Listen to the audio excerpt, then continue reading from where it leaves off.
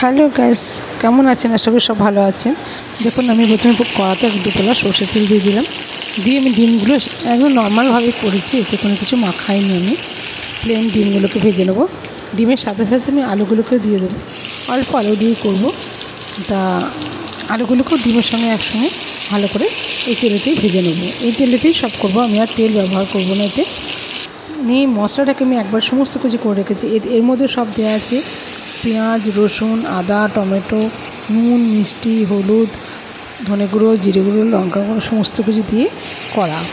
এবার এটাকে কষে নিলাম, কষে নিয়ে জল দিয়ে দিলাম।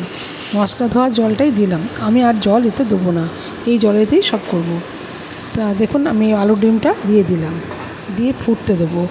খানিকটা ফুটে গেলে তারপরে আবার আগেতে আমি একটু গরম মশলা দিয়ে দেবো।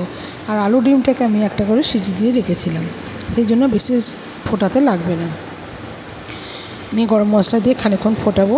ফুটিয়ে একটু একটু গামাকা হয়ে আসবে, তখন আমি নামিয়ে গরম গরম পরিবেশন করব। এটা রুটি, ভাত, পোলাও সবেতেই খাওয়া যায়।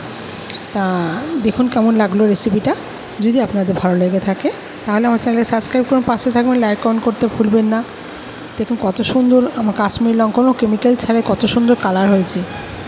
দুর্দান্ত দেখতে হয়েছে, দুর্দান্ত খেতেও হয়েছে। কালার ভালো হলে খেতেও ভালো হয়। দেখুন আপনাদের কেমন লাগবে। ইজি প্রসেস, তাড়াতাড়ি রান্না হয়ে যায়, চটজলদি রান্না। এটা কেমন লাগলো আপনাদের?